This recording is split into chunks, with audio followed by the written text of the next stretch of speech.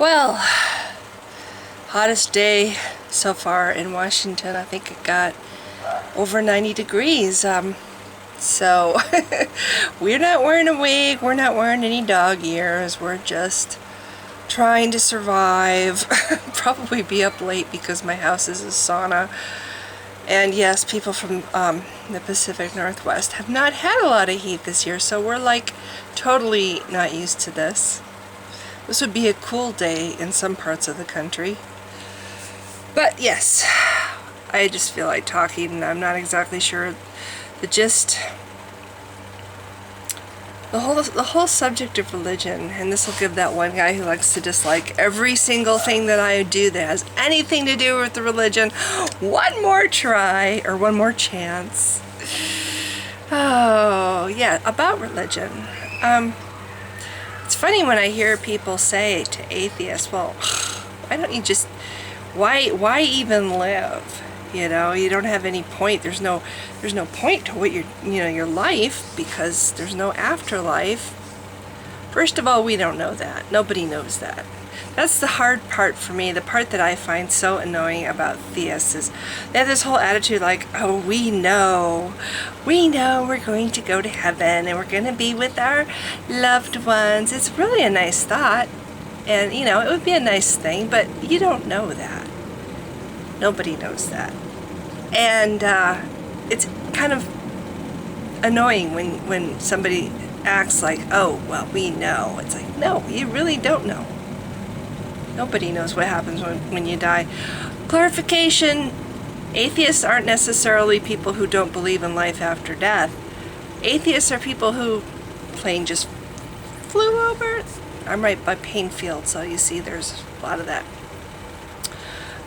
Football field over there, fire station over there. Yeah, actually, that's funny. I live kitty corner to a fire station, and I get to listen to sirens in the middle of the night all the time. Why? Because I moved here.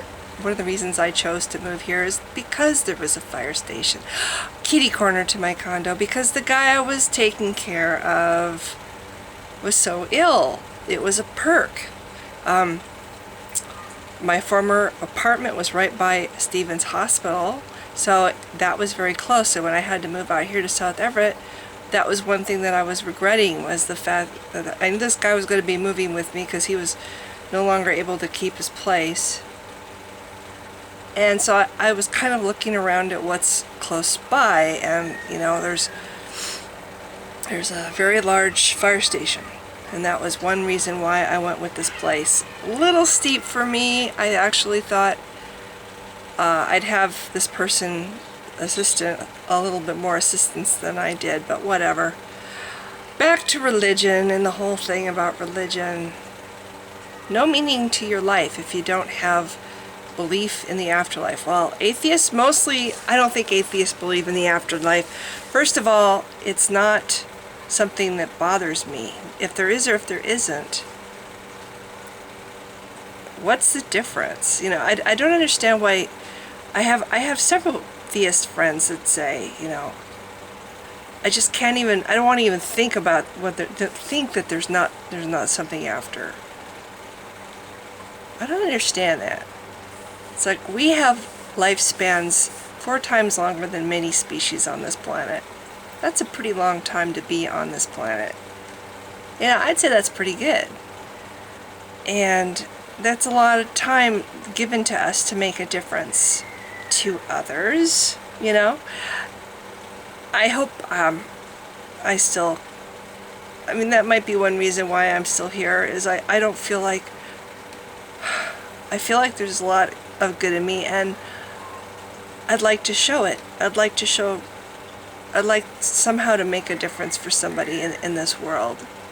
I don't think I can make a difference to the world. There's a lot of really amazing people that do, but I'm not one of them. But I'd be really happy if I could make a difference to somebody in this world. If I could say something or do something that makes a difference to somebody, that touches somebody or changes somebody in a positive way. That was the one thing about this guy living with me that was so nice. It was I was helping him, and that's been torn to shreds because the attitude that came after was like I did a bad thing. And I have to really look inside myself and remember, no, I did not do a bad thing. I helped this person when he was very ill. That's a good thing. At the time that I had this man in my house, I knew another guy who was also ill. He had the same illness exactly. And his name was Tim Haley. And I remember sitting at the Royal Unicorn, and Tim was at the bar next to me. And this was coming up on toward the end of the person who was living with me, his illness. He was getting better. And I remember Tim Haley saying to me that, he was very discouraged because he was not getting better, and he was, piece by piece, he was losing his health, he was losing his life. And he just said, I just wish I had somebody, or what did he say? So maybe if I had somebody who cared for me as much as you care for him. And to this day I think about that, and I'm like, if I had cared for Tim Haley in my house, would he have lived? Because he didn't live. He died. He died a year ago. The disease killed him. He didn't get better. Would he have lived if I had cared for him instead? And if I had cared for him instead and he had lived, would he have been as much of an asshole to me? Anyway, I'm running out of time. I guess the point is, I don't fear death. I just hope that before I die, I could do something good with my life. And I don't want to live to die like a lot of theists live for the afterlife. It's like, I don't want to take for granted that there's something after. I just want to go with what I know, which is life right now, and try to do the best I can for people, for friends, for myself in this life.